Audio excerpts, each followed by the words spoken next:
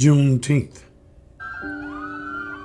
Juneteenth marks the day when federal troops arrived in Galveston, Texas in 1865 to take control of the state and ensure that all enslaved people be freed. The troops' arrival came a full 2.5 years after the signing of the Emancipation Proclamation. Juneteenth honors the end of slavery in the United States and is considered the longest-running African-American holiday. On June 17, 2021, it officially became a federal holiday. Confederate General Robert E. Lee had surrendered 2 months earlier in Virginia, but slavery had remained relatively unaffected in Texas until U.S. General Gordon Granger stood on Texas soil and read General Orders No. 3. The people of Texas are informed that, in accordance with the proclamation from the Executive of the United States, all slaves are free. And in 1979, Texas became the first state to make Juneteenth an official holiday. Several others followed suit over the years. In June 2021, Congress passed a resolution establishing Juneteenth as a national holiday. President Biden signed it into law on June 17, 2021. What is Juneteenth? Well, Juneteenth commemorates the effective end of slavery in the United States. It's a celebration.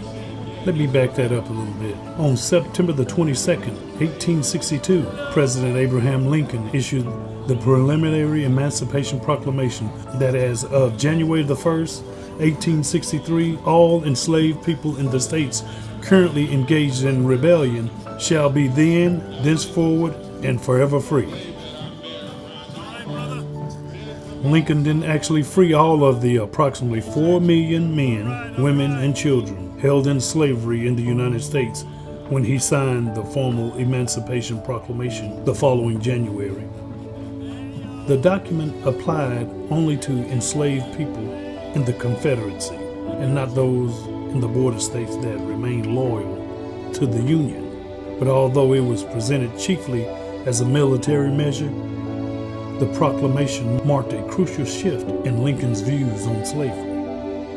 Emancipation would redefine the Civil War, turning it from a struggle to preserve the Union to one focused on ending slavery, and set a decisive course for how the nation would be reshaped after the historic conflict. Abraham Lincoln's developing views on slavery. Sectional tensions over slavery in the United States had been building for decades by 1854, when Congress' passage of the Kansas-Nebraska Act opened territory that had previously been closed to slavery according to the Missouri Compromise. Opposition to the act led to the formation of the Republican Party in 1854 and revived the failing political career of an Illinois lawyer named Abraham Lincoln, who rose from obscurity to national prominence and claimed the Republican nomination for the president in 1860. Lincoln personally hated slavery, considered it immoral. If the Negro is a man, why then my ancient faith teaches me that all men are created equal, and that there can be no moral right in connection with one man's making a slave of another. He said this in his now famous speech in Peoria, Illinois, as in 1854. But Lincoln didn't believe the Constitution gave the federal government the power to abolish it in the states where it had already existed, only to prevent its establishment in the new Western territories that would eventually become states. In his first inauguration address in early 1861, he declared that he had no purpose, directly or indirectly, to interfere with slavery in the states where it exists. By that time, however, 7 southern states had already seceded from the Union, forming the Confederate States of America and setting the stage for civil war. During the first years of the Civil War, at the onset of the conflict, Lincoln insisted that the war was not about freeing enslaved people in the South, but preserving the Union.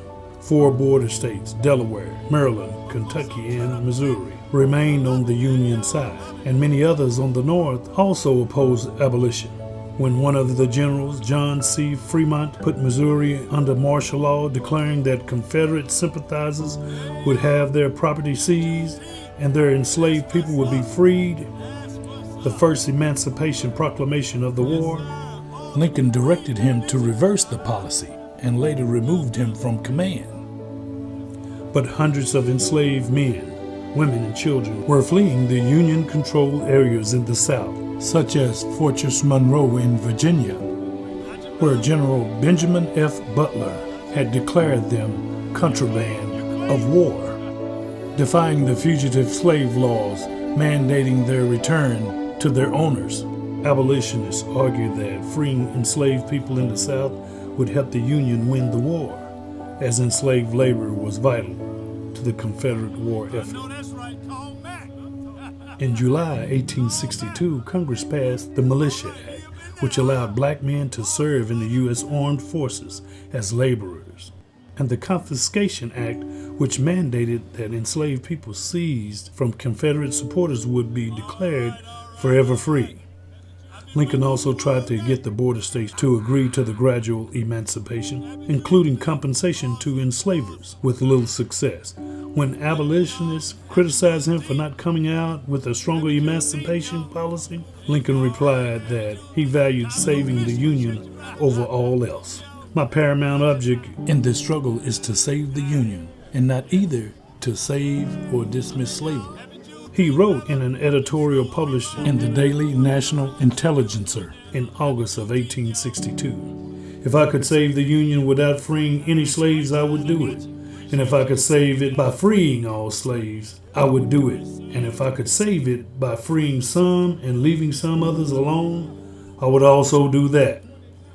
At the same time, however, Lincoln's cabinet was mulling over the document that would become the Emancipation Proclamation. Lincoln had written a draft in late July, and while some of his advisors supported it, others were anxious. William H. Seward, Lincoln's Secretary of State, urged the president to wait to announce the emancipation until the Union won a significant victory on the battlefield, and Lincoln took his advice. On September the 17th, 1862, Union troops halted the advance of Confederate forces led by General Robert E. Lee, nearing Sharpsburg, Maryland, in the Battle of Antietam.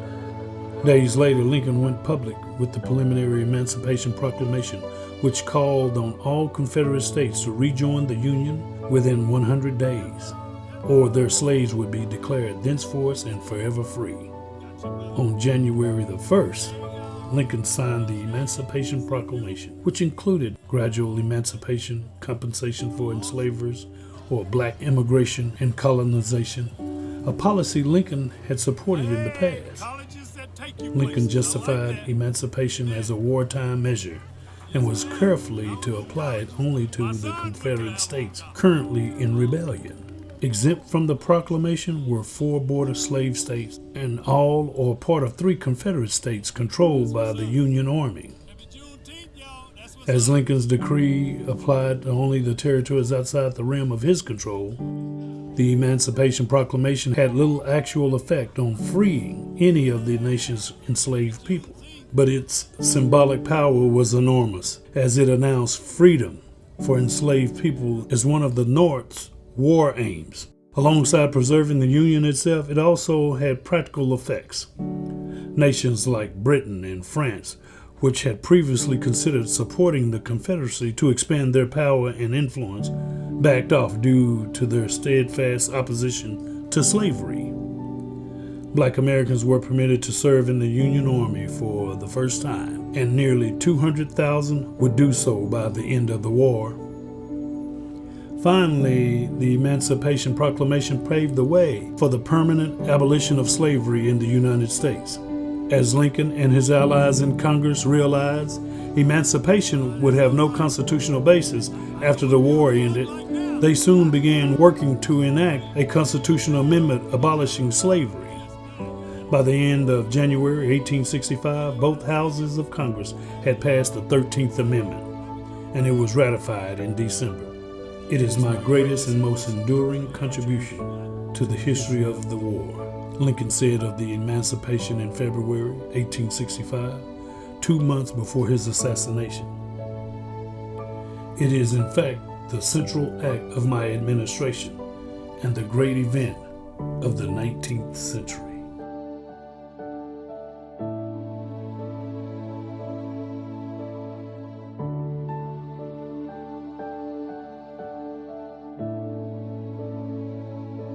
Light shines brilliantly on your face at the same time.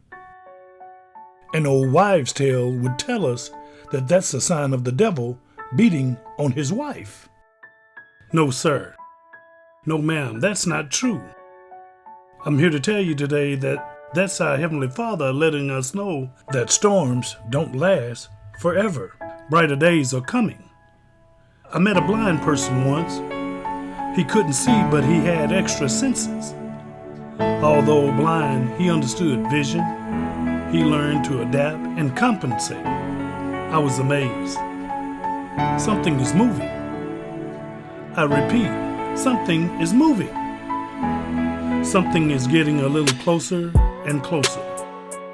As time slips away, tragedy and victory is getting closer. You see, something is creeping in, something is creeping out, or something needs to be tossed out. You see, Trayvon's justice is getting closer, and Sandra Bland's frustration is beginning to tap in to all of us. Breonna's rights are protecting those that she left behind. We must breathe every day for George Floyd and his daughter. His daughter should be given mad respect. She is our hero because of the hero. We must lift and carry. We must lift her and his wife and all the other victims of the other families. We cannot allow tragic moments to temporarily rent space in our hearts. At some point, we must claim ownership forever. Law and order is often unlawful and very disorderly. Qualified immunity protects the unqualified. Let's call it like it is. Unqualified immunity is shady and sneaky. If you feel something is following you or chasing you around like a shadow, I want to tell you, shadows follow and fear chases. Ooh, I better say that one again. Shadows follow and fear chases. Shadows will follow you no matter where you go. You better get used to seeing your own shadow. Your shadow is always watching and waiting to see what you're made of. Don't be afraid or too concerned.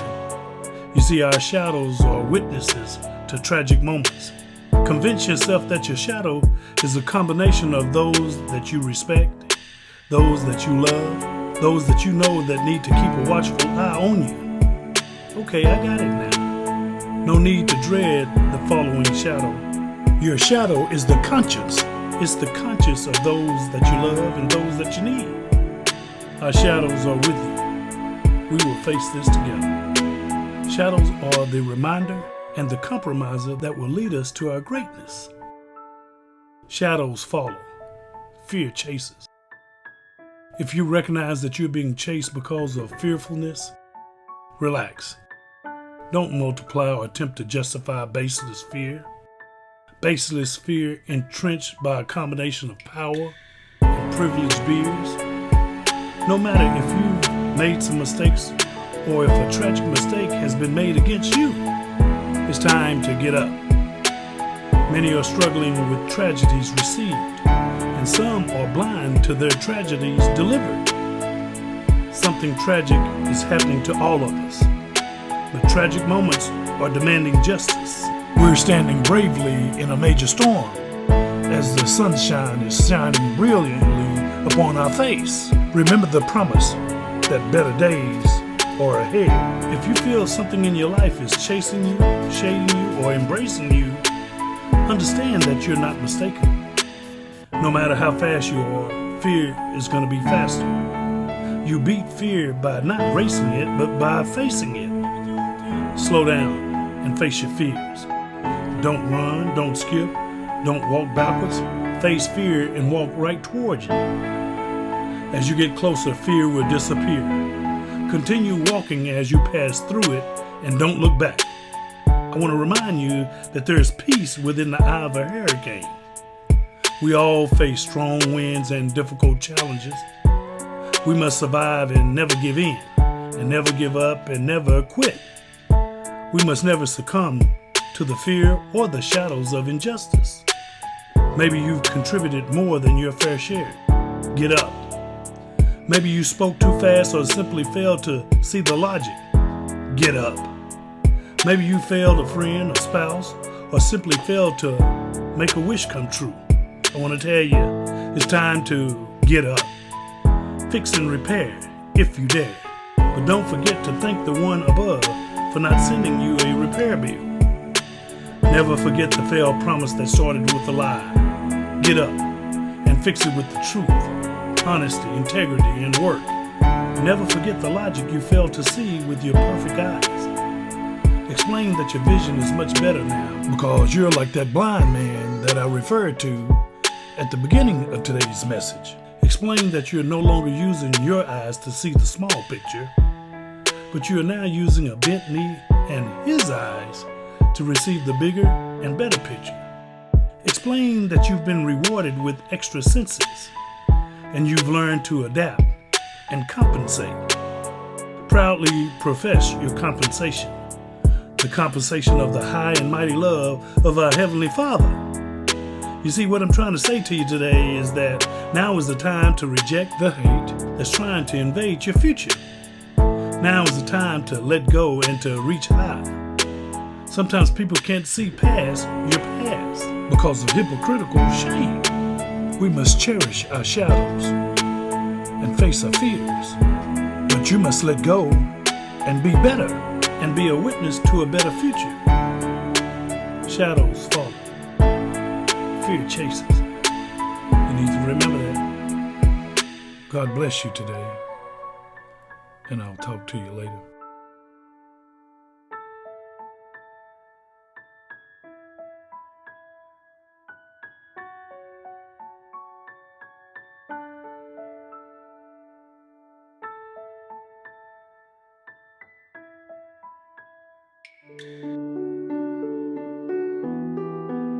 The United States of America. We understand why America is so loved. The United States of America is the most powerful country in the world. But with great power comes great responsibility. For many, America has been really, really good. America allows us to aim high, reach for the stars, achieve and believe.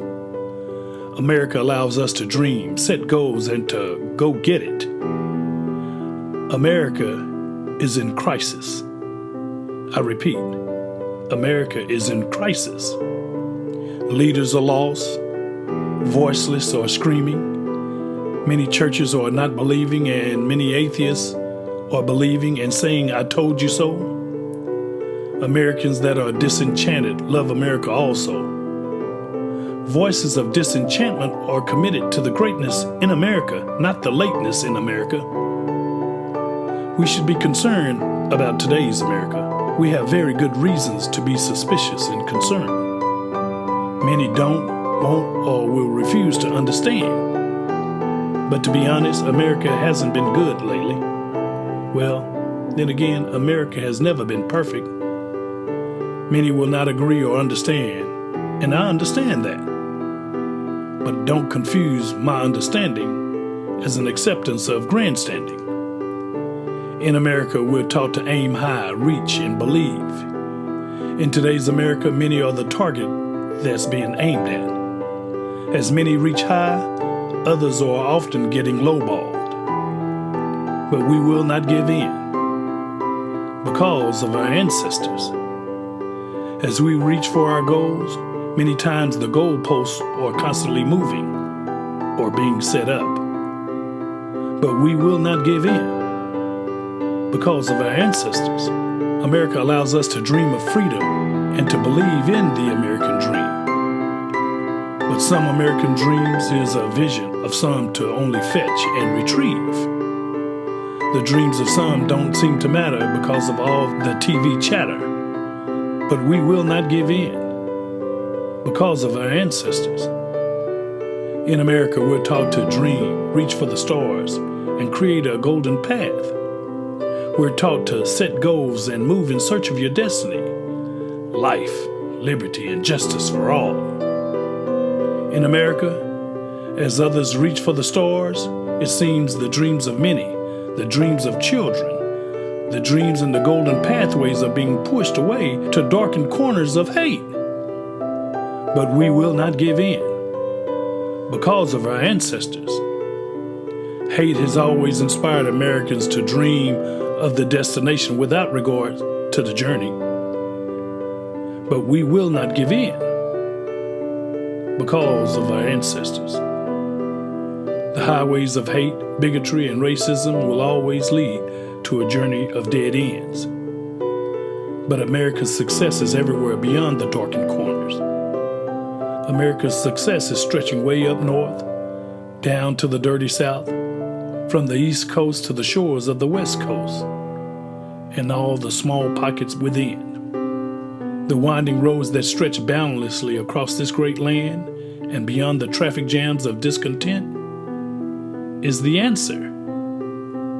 Hate has inspired churches to attack religions and religions to attack churches. But both has inspired America to come together for the common good of everyone. We will not give in because of our ancestors. Hate has inspired Americans to look away as corruption attacks voices of dissent in an attempt to get away. Other voices and leaders must step up and go the distance of a split decision. We will not give in because of our ancestors. Hate has inspired the wealthiest to pay poverty wages, but the poorest in America refuse to quit. Working second and third jobs, working 70 and 80 hours a week. We will not give in because of our ancestors. Hate has inspired insurance independency and drug dependency, only to deliver disaster, disappointment, denial, and bankruptcy to the American families. But we will not give in because of our ancestors. We were promised a healthy diet, but was delivered expensive medication, addictive painkillers, and forgetfulness. The war on drugs is really a war on colors until the drugs hit the wrong color. Now the cure speaks in words of a rainbow. We just hope this rainbow has a better promise. We will not give in because of our ancestors. We better wake up and inspire America, because we know hate will. Who will you inspire? Will you stay quiet, look away, shut up, shut down, speak up, or speak out? Will you do something? We will not give in because of our ancestors. Which one will you choose? If you allow hate to inspire, darkness will win. But if you are inspired to admit, reject, rebuke, and confront, we all win. We will not give in because of our ancestors. God bless you today, and I'll talk to you later.